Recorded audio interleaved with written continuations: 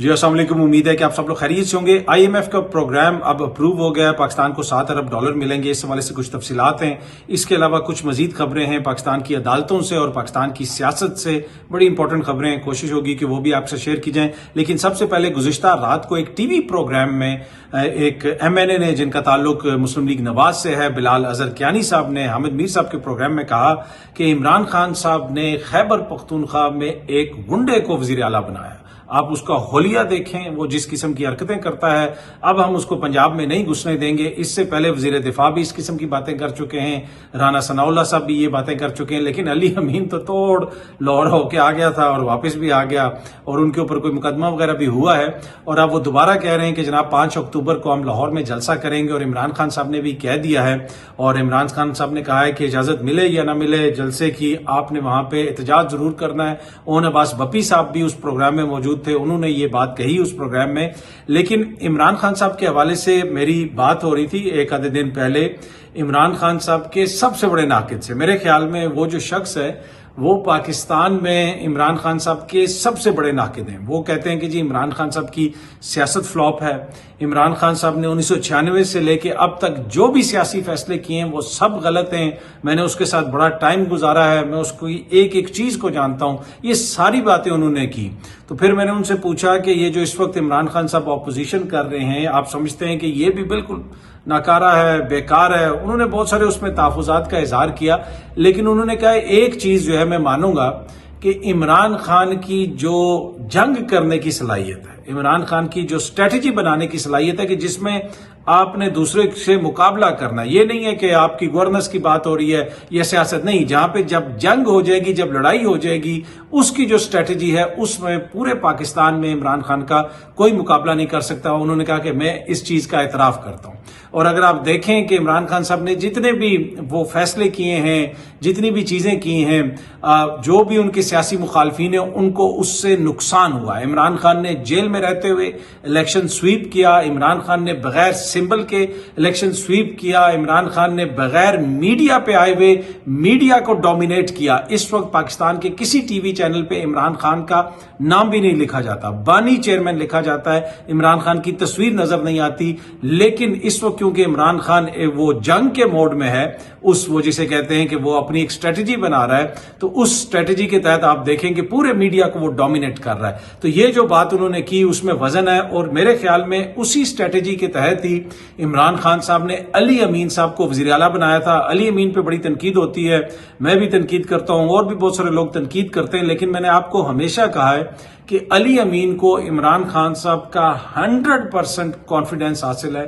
علی امین کسی کا کینڈیڈیٹ ہے تو وہ عمران خان کا کینڈیڈیٹ ہے، اس کے علاوہ اگر کوئی بات کرتا ہے تو اس بات میں صداقت نہیں ہے۔ اور اب جو وہ علی امین کو انہوں نے وزیر اعلیٰ بنایا ہے، اس کی جگہ اگر کوئی اور وہاں پہ وزیر اعلیٰ ہوتے تو پنجاب کی حکومت کو اتنی فکر نہ ہوتی، اور خیبر پختونخوا کی حکومت کے حوالے سے وفاق کو بھی اتنے تحفظات نہ ہوتے۔ علی امین کا جو رویہ ہے، ڈیمینر ہے، ان کا جو ایٹیچیوڈ ہے، اور جس طریقے سے وہ بات کرتے ہیں، وہ ان کو کوئی خاص پسند نہیں آتی ہے۔ تو وہ میرے خیال میں ایک اسپیشل اسٹریٹجی کے تحت جو ہے علی امین جو ہے وہ عمران خان صاحب کے وزیر اعلیٰ بنے، اور جس وقت وہ وزیر اعلیٰ بنے بھی تھے تو میں نے بھی اس وقت یہ ٹی وی پروگرام میں بات کی تھی کہ علی امین جو ہے وہ عمران خان کی اپوزیشن کا وزیر اعلیٰ ہے، یعنی جو اپوزیشن والا عمران خان ہے یہ اس کا وزیر اعلیٰ ہے۔ اگر وزیر اعظم عمران خان ہوتا تو شاید کوئی اور بھی چوائس ہو سکتی تھی، لیکن یہ جس اسٹریٹجی کے تحت ان کو بنایا گیا ہے وہ سامنے نظر آ رہی ہے۔ اچھا، اب جو دوسری بات ہے کہ پاکستان کا جو آئی ایم ایف کا پروگرام اپروو ہوا ہے گزشتہ روز ہی، یہ سامنے آپ ڈان نیوز کی خبر بھی دیکھ سکتے ہیں، اور اس خبر کے مطابق جو بورڈ نے اپروو کر دیے $7 ارب۔ اس کے اپروول کے بعد وزیر اعظم صاحب نے سب کا شکریہ ادا کیا، آرمی چیف کا شکریہ ادا کیا، دیگر لوگوں کا شکریہ ادا کیا، تمام وزرائے اعلیٰ کے ماں سوائے علی امین کا شکریہ ادا نہیں کیا، باقی سارے جو ہے وزرائے اعلیٰ کا شکریہ ادا کیا۔ لیکن میں یہ آپ کو بتاتا ہوں، بڑی ذمہ داری سے بتاتا ہوں کہ آئی ایم ایف کا جو پروگرام ہوتا ہے اس پہ ساری حکومتوں نے کمٹمنٹس دینی ہوتی ہیں، اور اس میں خیبر پختونخوا کی حکومت بھی شامل ہے۔ اور یہ جو پروگرام ہے یہ کسی جماعت کا پروگرام نہیں ہے۔ اگر خدا نخواستہ پاکستان ڈیفالٹ کرتا ہے اور کوئی یہ سمجھتا ہے کہ یہ آج پاکستان ڈیفالٹ کر لے تو وہ شہباز شریف کی بڑی سبکی ہوگی اور نواز شریف کی بڑی سبکی ہوگی، نہیں، یہ پاکستان کا معاملہ. کچھ چیزیں ایسی ہیں, منیمم چیزیں ایسی ہیں جن کے اوپر ہمیں سیاست نہیں کرنی چاہیے. یہ بڑی نامناسب سوچ ہے اگر کوئی ایسے سوچتا ہے. پاکستان کی جو اکانومی ہے, پاکستان کا جو دفاع ہے, پاکستان کی جو معیشت ہے, پاکستان کا جو سروائیول ہے, پاکستان کا ایک طرح سے جو اوور آل ماحول ہے, اس کی بہتری کے لیے ہم سب کو ایک پازیٹو سوچ رکھنی چاہیے. لیکن اس پازیٹو موقع کے اوپر بھی علی امین کا نام نہیں لیا, وزیر اعلیٰ صاحب نے باقی سب کا نام لے لیا اور ان کا شکریہ ادا نہیں کیا. تو اس کے اوپر بھی کافی تنقید ہو رہی ہے.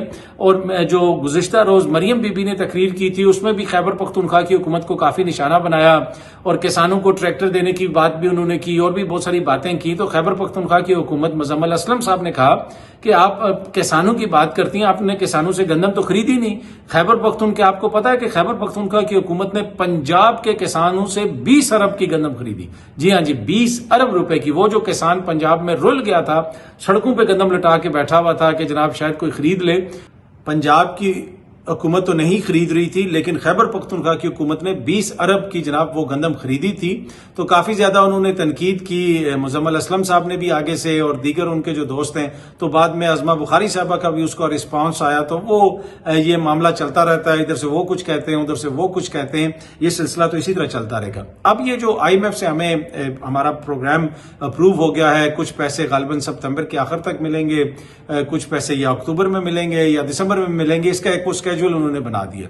اچھی بات ہے. جو ہماری بیرونی پیمنٹس وغیرہ ہم نے کرنی ہے اس کا دباؤ کم ہوگا, بڑی اچھی بات ہے.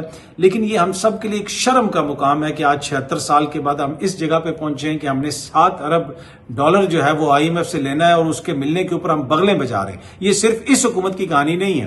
جب پی ٹی آئی کی حکومت تھی تو اس وقت بھی جو ہے بہت سارے قابل احترام دوستوں نے ٹویٹس کر کے کہا تھا کہ مبارک ہو جی, ہمیں آئی ایم ایف کا پروگرام مل گیا. ان کا کیس یہ ہے کہ جی ہم تو پہلی دفعہ آئے تھے, ہم نے تو 76 سال میں حکومت نہیں کی, یہ تو 80 کی دہائی سے حکمران ہے, کوئی 60 کی دہائی سے حکمران ہے. یہ چیزیں انہوں نے بہتر کرنی تھی. آج ایلن مسک کی ورتھ جو ہے وہ ہم کتنی ہے, کئی 100 ارب ڈالر ہے. بل گیٹس کی کتنی ہے, جیف بیزوس کی کتنی ہے, ہمارے یہ ہمسائے میں جو امبانی ہیں ان کی کتنی ہے, چائنا میں کتنے بلینئر ہیں, ڈالر بلینئر ہیں, امریکہ میں کتنے بلینئرز ہیں, یورپ میں کتنے ہیں. ایک ایک جو بندہ ہے اس کی ورتھ پاکستان سے زیادہ ہے. تو کیا وجہ ہے کہ آج ہم اس نہج پہ پہنچے ہوئے ہیں کہ ہم ایک 25 کروڑ کا ملک ہیں اور ہمارے پاس جو ہے وہ 7 ارب ڈالر نہیں ہے, وہ بھی ہمیں تھوڑے تھوڑے قسطوں میں ملتے ہیں اور اس کے اوپر بھی ہم بغلیں بجاتے ہیں. اور پھر ہم اپنے آپ سے جھوٹ بولتے ہیں, ہم بتاتے ہیں کہ ہمارا کتنا پوٹینشل ہے, ہمارا یہ ہے. نہیں, خالی باتوں سے کچھ نہیں ہوتا, یہ ہمیں کر کے دکھانا پڑے گا. جو کہا جاتا ہے جی ہماری اکانومی میں بڑا پیسہ ہے اور لوگ ڈالر خرید کے رکھ لیتے, وہ کتنے ڈالر خرید کے, کہ 100 ارب ڈالر کسی لوگوں نے خرید کے رکھ لیا ہے. اتنی تو لوگوں کی بیچاروں کی ورتھ ہی نہیں ہے. بہت زیادہ ہوگا تو 1 ارب ڈالر ہوگا. 1 ارب ڈالر کیا ہے؟ 1 ارب ڈالر تو جناب وہ کتنے کا ٹویٹر خریدا ہے ایلن مسک نے, جائیں ذرا گوگل کریں. کتنے کی فیس بک کے جو مارک زکربرگ کی کتنی اس وقت ویلیو ہے, اور وہ کتنے کے جناب اس نے وہ واٹس ایپ اور یہ انسٹاگرام وغیرہ جو ساری ڈیل ہوئی تھی وہ کتنے کی ہوئی تھی جو میٹا بنی تھی. تو یہ 1 ارب ڈالر اگر پاکستان میں لوگوں نے رکھ بھی لیا ہوگا تو اس سے کیا فرق پڑتا ہے. اصل ایشو یہ ہے کہ ہمارے پاس ڈالر ہے ہی نہیں, ہمارے اکانومی میں اس طریقے سے پیسہ ہی جنریٹ نہیں ہوا. یہاں پہ پیسہ کس چیز میں آتا ہے؟ جو پی ایس ڈی پی بنتا ہے, یعنی وہ جو ہمارا ترقیاتی بجٹ ہوتا ہے اس میں کھانچے لگتے ہیں, صوبوں میں کے اندر بھی, وفاق کے اندر بھی, لیکن آخر میں حالت یہ ہو جانی ہے کہ وہ پی ایس ڈی پی کے اندر بھی کھانچے لگانے کے لیے پیسہ نہیں رہے گا, اس میں سے بھی لوٹ مار کی گنجائش نہیں رہے گی. اس وقت تو ہم نوٹ چھاپ رہے ہیں, ہمارے ملک میں انویسٹمنٹ تو آ رہی نہیں ہے.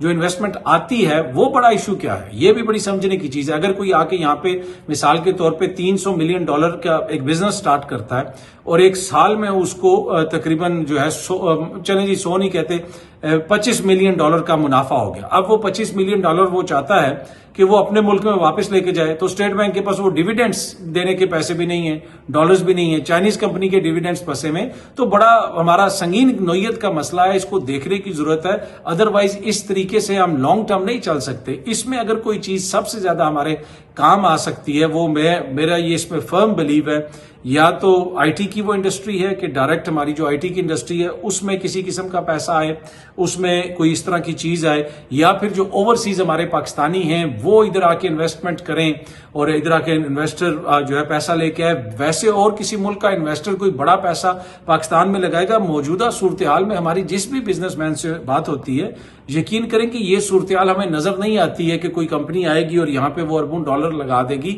وہ باتیں تو بہت ہوتی ہیں, لیکن ہاں آئی ٹی اگر ہم اپنے انٹرنیٹ کو فاسٹ کریں, اس پہ قدغنے نہ لگائیں, یہاں سے ہمارے فری لانسرز کام کریں, آئی ٹی کی پروگرامنگ کی کتنی بڑی انڈسٹری ہے, انڈیا سے کتنا بڑا ایکسپورٹ ہوتا ہے, ہم یہاں پہ بہت کچھ کر سکتے ہیں. ہم جو آئی ٹی انڈسٹری میں سروسز پرووائڈ کرتے ہیں کچھ چیزوں کے اوپر, اور وہ جو پروگرامنگ ہے یا سافٹ ویئر ڈیولپمنٹ ہے وہ بڑی کم ہے پاکستان کے اندر, اس کے اندر بھی گنجائش ہے.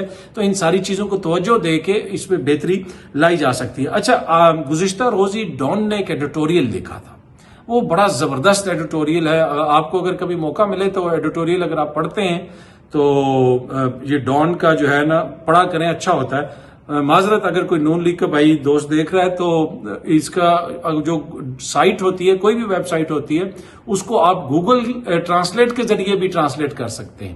تو اردو میں بھی آپ کر سکتے ہیں. اگر آپ نے ڈان کی ویب سائٹ کھولی ہوئی ہے یا بی بی سی کی کھولی ہوئی ہے تو اس میں آپشن ہوتا ہے کہ آپ اپنے براؤزر میں ہی دبائیں تو وہ پوری ویب سائٹ کو ٹرانسلیٹ کر دیتا ہے, تو وہ اردو میں بھی ٹرانسلیٹ ہو جاتی ہے, وہ آپ پڑھ سکتے ہیں.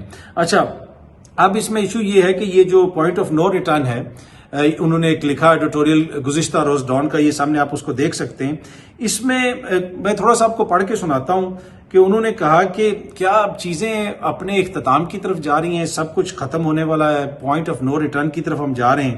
انہوں نے کہا کہ جس طریقے سے کانسٹیٹیوشن کو ڈسمینٹل کیا جا رہا ہے اور جس طریقے سے حکومت نے مطلب کہ میک شور کیا, اور بالکل واضح الفاظ میں حکومت یہ بتا رہی ہے کہ وہ سپریم کورٹ کے فیصلے کے اوپر عمل درآمد نہیں کرے گی, یہ کوئی نیک شگون نہیں ہے, یہ کوئی اچھی بات نہیں ہے. اور اس کے ساتھ ساتھ انہوں نے کہا کہ سپریم کورٹ ججز جو ہیں وہ پبلک ان میں ڈس ایگریمنٹ نظر آ رہا ہے, پبلک ڈس ایگریمنٹ نظر آ رہا ہے, عدالت کے اندر ایک دوسرے سے اختلاف نظر آ رہا ہے, لیٹرز لکھے جا رہے ہیں, اور جس طریقے سے جو ہے جتنے بھی پریکٹیکل پرپزز ہیں اس سے یہ لگتا ہے کہ, یعنی اس کا میں اردو ترجمہ آپ کو بتا دیتا ہوں, لگتا ہے اس طرح کی عدلیہ ایک طرح سے ڈس فنکشنل ہو چکی ہے. اب جس ملک میں جمہوری حکومت جو ہے وہ عدلیہ کے فیصلوں کے اوپر عمل درآمد نہ کرے اور اس کے حوالے سے پریس کانفرنسز ہو رہی ہوں, یہاں پہ اگر کبھی مارشاء اللہ بھی آیا نا, کسی فوجی نے بھی آ کے یہاں پہ آمریت قائم کی, مارشاء اللہ لگایا, تو وہ بھی اپنی لیجٹمیسی لینے کے لیے کورٹس کے پاس گیا, سپریم کورٹ کے پاس گیا, سپریم کورٹ نے اس کو اجازت دی. بے شک اس نے جیسے اجازت لی اس کے اوپر دباؤ ڈال کے لیا یا جیسے بھی لیا, لیکن اس نے اپنی لیجٹمیسی سپریم کورٹ سے لی, سپریم کورٹ میں ڈھونڈی. لیکن اس دفعہ ایک ایسی جمہوری حکومت ہے بلاول صاحب کی, مریم صاحب کی, میاں صاحب کی, کہ جو ایک کہتی تو ہے کہ ہم جمہوری حکومت ہیں, لیکن وہ سپریم کورٹ کو ماننے کے لیے تیار نہیں ہے. اسی چیز کا ذکر کل کے ایڈیٹوریل میں بھی تھا. دوسری ایک اور بات بھی کہا کہ جو پارلیمنٹ کا کردار ہے اس کے حوالے سے بھی اس میں ذکر کیا گیا کہ پارلیمنٹ جو ہے وہ انہوں نے کہا کہ جس قسم کی وہ قانون سازی کر رہے ہیں وہ تو یہ لگتا ہے کہ جو غیر آئینی طاقتیں ہیں یا جو وہ طاقتیں ہیں جو یہ چاہتی ہیں کہ ملک میں جمہوریت نہ ہو, ان کے لیے وہ ایک طرح سے سہولت کار بنے ہوئے. انہوں نے کہا کہ یہ الفاظ ادا کرنے سے بار بار, یہ یعنی ایڈیٹوریل میں لکھا ہوا ہے کہ یہ الفاظ ادا کرنے سے بار بار کہ پارلیمنٹ کی سپرمیسی, پارلیمنٹ سپریم ہے, تو وہ پارلیمنٹ کی سپرمیسی قائم نہیں ہو جاتی, آپ کو دکھانا پڑتا ہے, آپ کو کر کے دکھانا پڑتا ہے.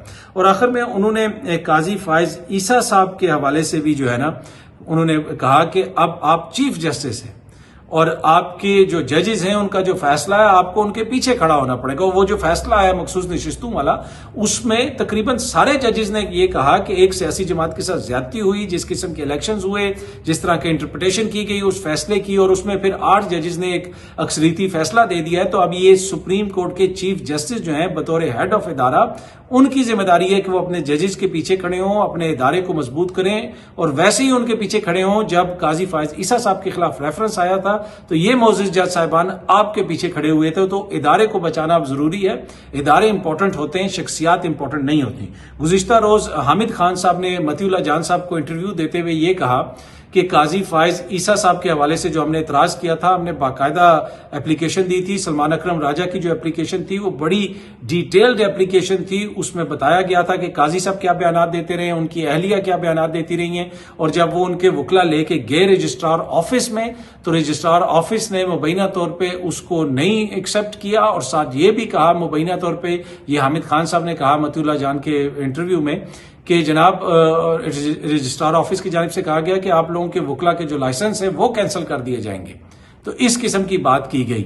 اب یہ ہوئی یا نہیں ہوئی آئی ڈونٹ نو, واللہ عالم, پر حامد خان صاحب ایک ذمہ دار वकील हैं, सीनियर वकील हैं और काजी साहब के बड़े करीब हैं, और माजी में वो अपनी हुकूमत से भी नाराज रहे जब काजी साहब के खिलाफ रेफरेंस आया, तो ये उनकी जानिब से कहा गया है। दूसरी जानिब आपको याद होगा कि मोअज़्ज़िज़ जज साहिबान ने एक इन चैम्बर वो जो फैसला किया था, जो इलेक्शन कमीशन वो इजलास तो रोज बुला रहा है लेकिन अदालत के फैसले के ऊपर अमल दरामद नहीं कर रहा, उन्होंने वजाहत मांगी थी और उसके ऊपर वजाहत दी गई और अच्छी तशफ़ी करवाई गई।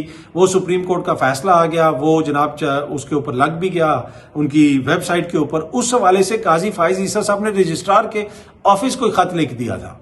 ये वो खतूत हैं जिनका जिक्र जो है डॉन के एडिटोरियल में भी है कि जजेस जो है अदलिया के अंदर से ही खत ऐसे लिखे जा रहे हैं कि जहां पे नजर आता है कि इख्तलाफ है। मंसूर अली शाह साहब ने भी खत लिखा, और माजी में अगर किसी ने सबसे ज्यादा खत लिखे हमारी जिंदगी में, हो सकता है हमसे पहले किसी ने लिखे हों, हमारा इल्म ऑब्वियसली लिमिटेड है उस वक्त का हमें नहीं पता, लेकिन जितने खत काजी साहब ने लिखे और जितने वो मीडिया में रिपोर्ट हुए वो भी हमारे सामने आए, रोज उनका कोई ना कोई खत आता था और उसमें बड़े इंपॉर्टेंट पॉइंट्स होते थे। कुछ पॉइंट्स से आप एग्री कर सकते हैं, कुछ से डिसएग्री कर सकते हैं। मौजूदा खतूत में भी बड़े इंपॉर्टेंट पॉइंट्स और खुसूसन जो मंसूर अली शाह साहब का खत है उसमें बड़े इंपॉर्टेंट पॉइंट्स और लेजिटिमेट पॉइंट्स उठाए गए।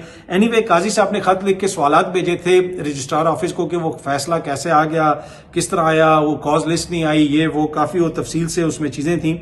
और अब वो जो रजिस्ट्रार ऑफिस है उन्होंने काजी साहब को खत वापस लिखा है और जवाब दिया है, और वो मीडिया ने कल उसको रिपोर्ट किया कि इलेक्शन कमीशन पीटीआई दरखास्तों पर कॉज लिस्ट नहीं आई। रजिस्ट्रार ने काजी साहब को खत लिख के बताया सुप्रीम कोर्ट में दरखास्तों पर समाअत नहीं हुई। रजिस्ट्रार उन्होंने ये जवाब दिया है, जो काजी साहब के सवालात थे उनका जवाब दिया गया है। और जजेस चैम्बर में इन दरखास्तों पर बैठने की मालूमात नहीं है। उन्होंने कहा जी हमारे पास कोई मालूमात नहीं है कि जजेस चैम्बर में बैठे थे और उन्होंने कोई इसके ऊपर गौर फिक्र किया था। और वेबसाइट पर जो अपलोडिंग से पहले फाइल हमें नहीं दी, रजिस्ट्रार ऑफिस को नहीं दी गई, और ये वही रजिस्ट्रार ऑफिस है जिसके हवाले से हामिद खान साहब ने जो कहा वो मैंने आपको बताया। तो वहां पे भी वो जो डॉन के एडिटोरियल के मुताबिक जो आपको इख्तलाफ अदालत के अंदर नजर आता है।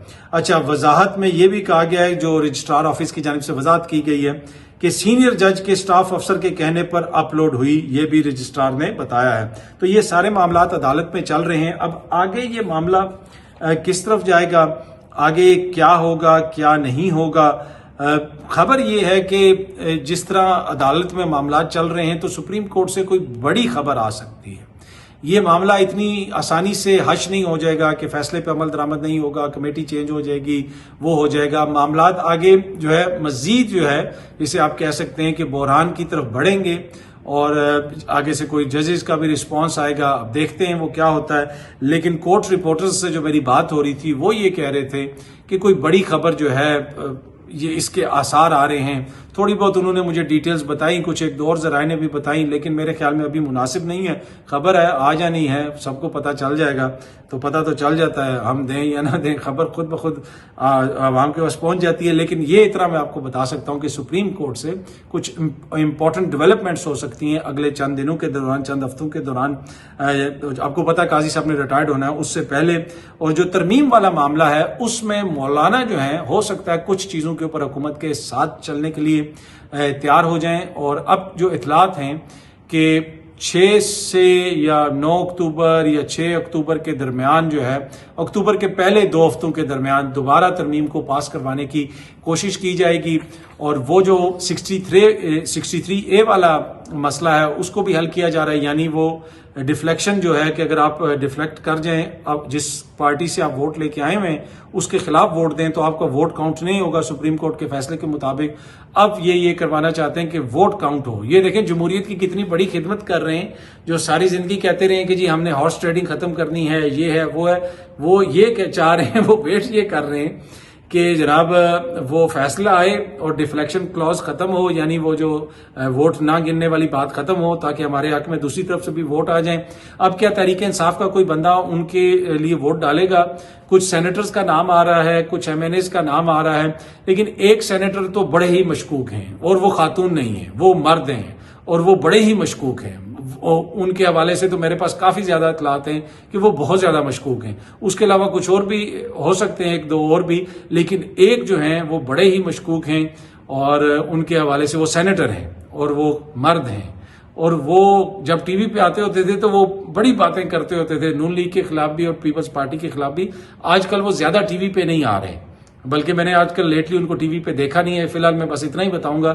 لیکن وہ ایک سینیٹر ہیں پاکستان تحریک انصاف کے. ان کے حوالے سے اطلاعات ہیں کہ وہ اگر یہ سارا معاملہ اس طرف گیا تو وہ دوسری طرف ووٹ دے سکتے ہیں. بہت جلد آپ سب دوستوں سے دوبارہ ملاقات ہوگی. Thank you very much.